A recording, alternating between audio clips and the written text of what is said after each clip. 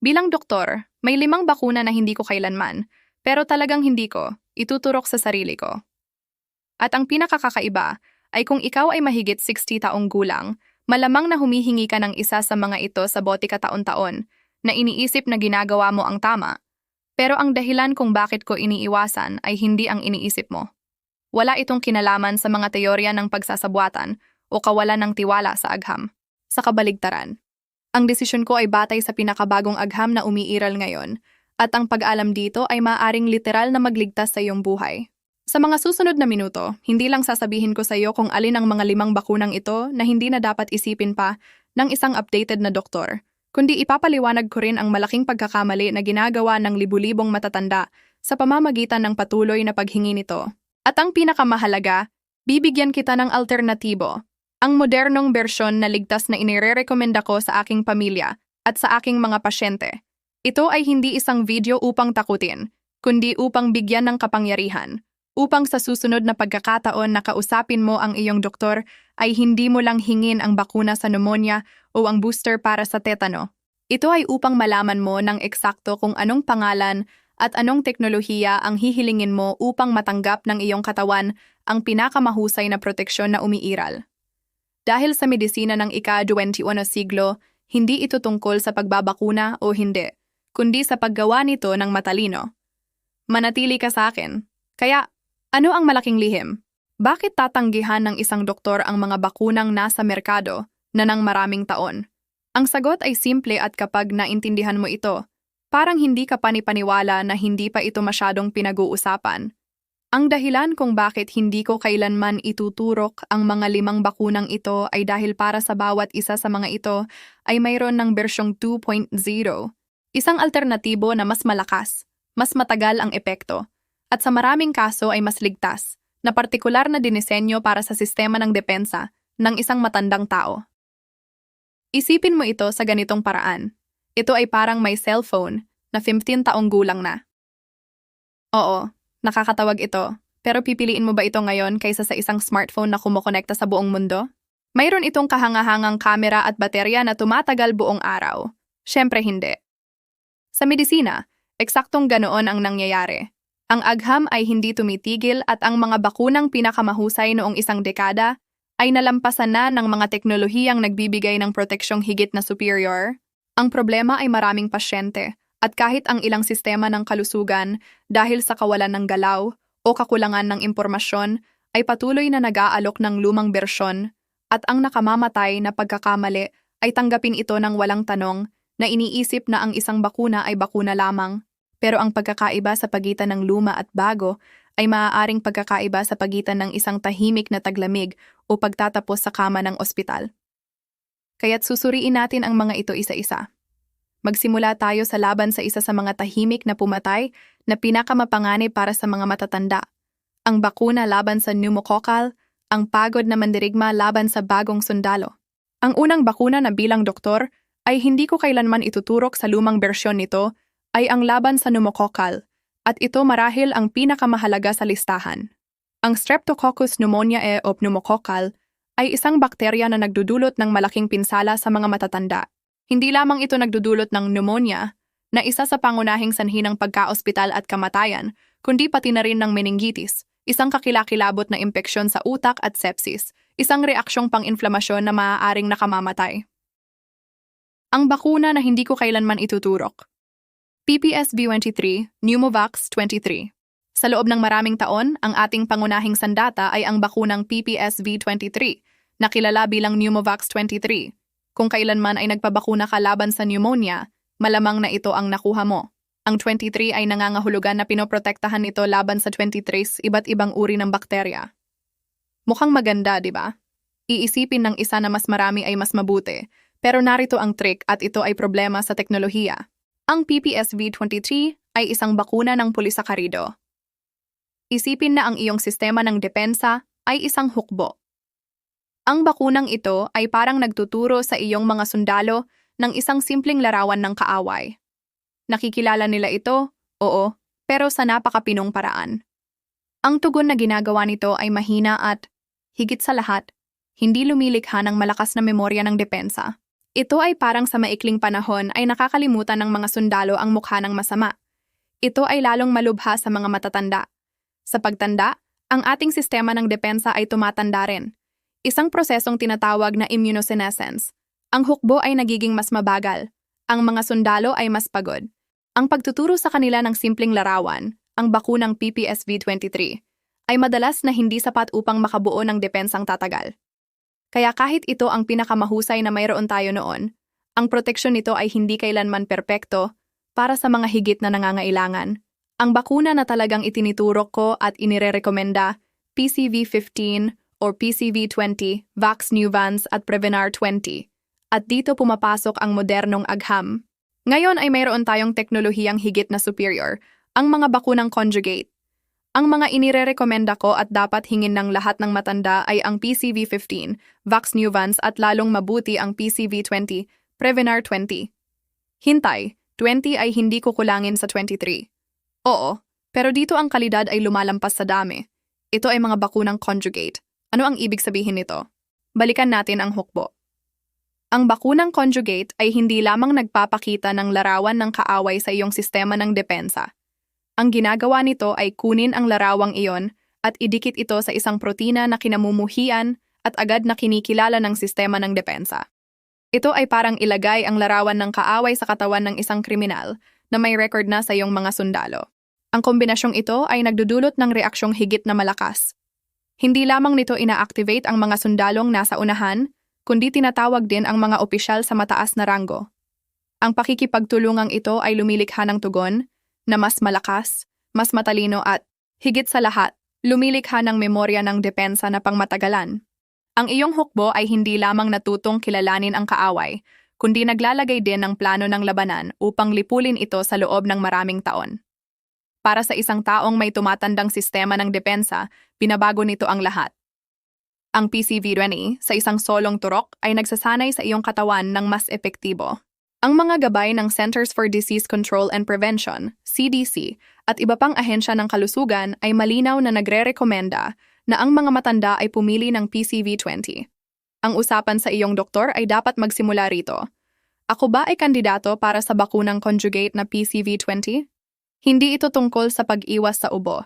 Ito ay tungkol sa pagpigil sa pneumonia na maaaring magpatigil sa iyo o sa meningitis na maaaring nakawin ang iyong mga alaala. Ang paghingi ng tamang bakuna ay isang kritikal na desisyon.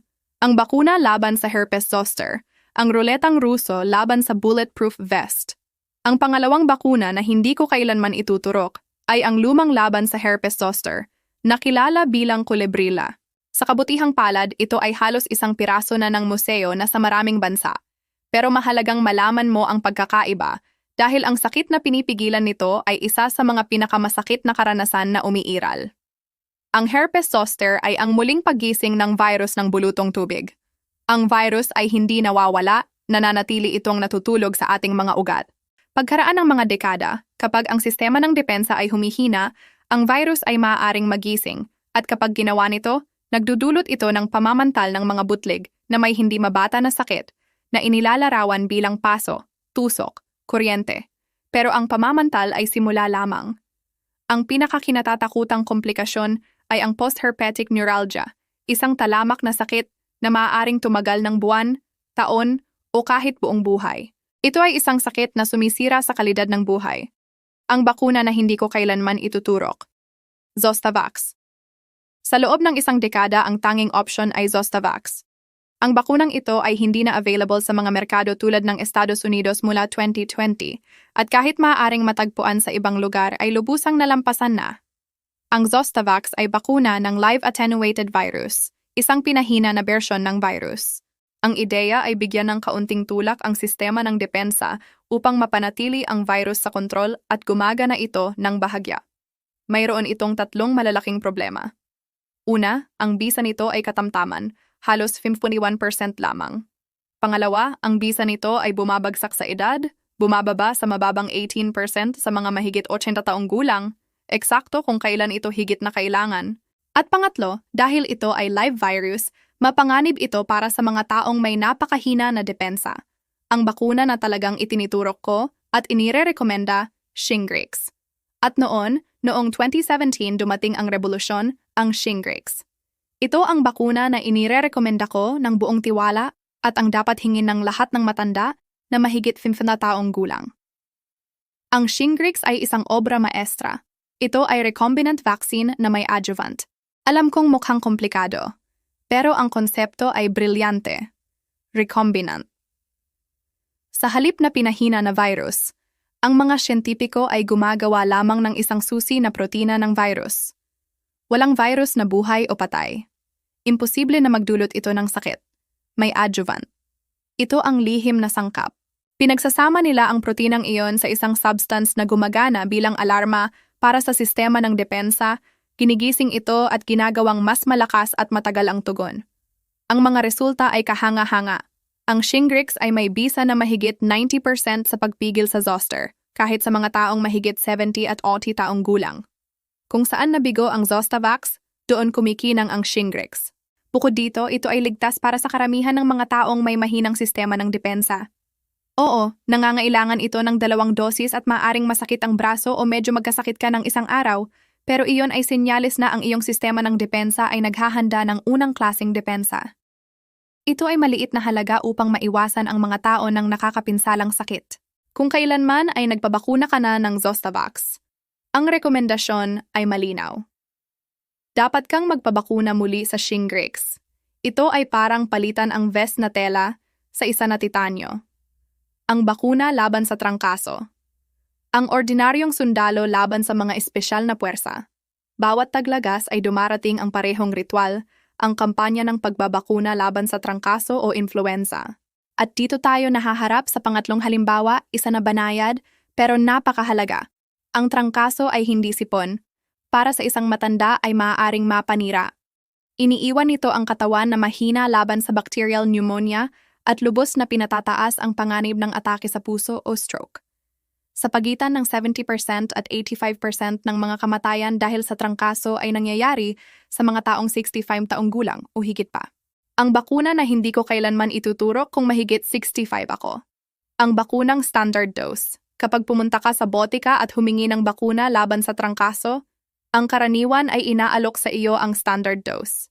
Ito ay magandang bakuna, perpekto para sa isang bata at malusog, pero para sa isang taong mahigit 65 ay nawawalang oportunidad. Bakit? Muli, dahil sa immunosenescence. Ang tumatandang sistema ng depensa ay hindi tumutugon ng may parehong sigla. Ang standard dose, na gumagana ng mahusay sa isang kabataan, sa isang 17 taong gulang ay maaaring magbigay lamang ng katamtamang proteksyon. Ito ay parang ipadala ang ordinaryong sundalo na may basic na kagamitan sa isang misyong mataas ang panganib. Mas mabuti kaysa wala. Oo, pero hindi ito ang pinakamahusay na estratehiya. Ang mga bakuna na talagang inirerekomenda ko para sa mahigit 65, ang mga improved na bakuna. Sa kabutihang palad, ang agham ay nakabuo ng mga bakuna laban sa influenza na partikular na dinisenyo para sa mga matanda. Ang mga awtoridad sa kalusugan, tulad ng CDC, ay inirerekomenda ito ng mas gusto para sa grupong ito. Karaniwang 2 uri ito. Ang high-dose vaccine. Ang konsepto ay simple. Kung ang isang dosis ay hindi sapat, gumamit tayo ng higit pa. Ang bakunang ito ay naglalaman ng 4 na beses na antigen, ang aktibong sangkap. Ito ay parang ipadala ang 4 na batalyon sa halip na isa na nagdudulot ng mas malakas na tugon. Ang bakuna na may adjuvant ay tulad ng fluad. Ang estratehiyang ito ay mas matalino. Sa halip na dagdagan ang dosis, idinagdag ang adjuvant, ang alarmang iyon na nakita na natin. Ginigising nito ang sistema ng depensa upang makabuo ng mas malakas na tugon. Ito ay parang magdagdag ng commander ng espesyal na puwersa upang pamunuan ang pag-atake. Ang parehong opsyon ay napatunayan na superior sa standard vaccine upang protektahan ang mga matanda. Kaya sa susunod na pagkakataon, tanungin, mayroon ba kayong high-dose o adjuvant na bakuna para sa mahigit 65? May karapatan kang hingin ang pinakamahusay na proteksyon, ang booster ng tetano. Ang hindi kumpletong kalasag laban sa buong balute. Ang ika-4 na bakuna ay may napaka-emosyonal na kasaysayan at nagpapakita na ang desisyon sa pagbabakuna ay hindi lamang nakakaapekto sa iyo, kundi pati na rin sa pinakamaliit at mahina sa iyong pamilya. Pinag-uusapan ko ang booster laban sa tetano. Alam nating lahat na kailangang magpabakuna ng booster bawat sa pumataon. Ang tetano ay kakilakilabot na sakit na dulot ng bakterya na nagdudulot ng nakamamatay na pagkakalaylay ng kalamnan. Ang bakuna na hindi ko kailanman ituturok bilang tanging booster, ang TD vaccine. Sa loob ng mga dekada, ang standard na booster ay ang TD, tetano at diphtheria. Ang mga tao ay nagpapabakuna at nararamdaman nilang protektado, pero may mapanganib na pagkaligtas sa formula na iyon. Hindi nito pinapansin ang ikatlong kaaway na muling lumalakas, ang pertussis o whooping cough. Ang bakuna na talagang itiniturok ko at inirerekomenda, ang Tdap vaccine. Ang modernong alternatibo, ang dapat tanggapin ng lahat ng matanda ay ang Tdap. Ang dagdag na A at P ay nangangahulugan ng acellular pertussis. Pinoprotektahan ka laban sa tetano, diphtheria at mahalaga, pertussis. Maraming tao ang iniisip na ang pertussis ay bagay ng mga bata. Malaking pagkakamali. Ang mga matanda ay nakakahawa nito at maaaring magpakita bilang malakas at hindi mapigil na ubo na tumatagal ng buwan. Isang ubong napakalakas na maaaring mabali ang tadyang. Pero narito ang pinakamahalaga. Ang mga matanda, lalo na ang mga lolo't lola, ay naging pangunahing pinagmumula ng pagkahawa sa mga bagong silang. Isipin ang eksenang ito na bilang doktor ay nakikita ko ng may walang hanggang kalungkutan. Isang sanggol ay ipinanganak.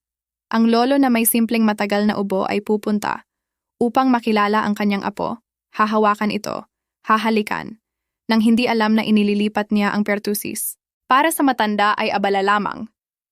Para sa bagong silang na hindi pa sapat ang edad upang magpabakuna, ang pertussis ay maaaring hatol ng kamatayan. Ang mga sanggol ay walang lakas upang umubo, humihinto ang paghinga, nagiging asul, maaaring magkaroon ng pinsala sa utak o mamatay. Kaya ang modernong estratehiya ay tinatawag na kukuning o pagbabakuna sa kapulo. Pagbabakuna ng Tdap sa lahat ng matanda na malapit sa sanggol. Ito ay lumilikha ng kokun ng proteksyon. Kaya sa iyong susunod na booster ay hingin ang Tdap. Huwag mo itong gawin para sa sarili mo lamang, gawin mo para sa iyong mga apo. Upang matiyak na ang iyong mga yakap ay nagdadala lamang ng pag-ibig at hindi ng nakamamatay na sakit. Ang bakuna laban sa COVID-19. At narito na ang ikalimang bakuna. Isang perpektong halimbawa kung bakit ang pag-update ay ang susi na konsepto. Malinaw na pinag-uusapan ko ang bakuna laban sa COVID-19. Alam nating lahat ang epekto ng virus na SARS-CoV-2, lalo na sa mga matanda. Ang mga bakuna ay naging milagro, lubos na binabawasan ang panganib ng malubhang sakit at kamatayan. Ang bakuna na hindi ko kailanman ituturok. Isang lumang bersyon. Ang pagkakamali dito ay hindi ang pagtanggi sa bakuna, kundi ang masiyahan sa lumang bersyon. Ang virus ng COVID-19 ay patuloy na nagbabago tulad ng trangkaso. Binabago nito ang anyo upang maiwasan ang ating depensa.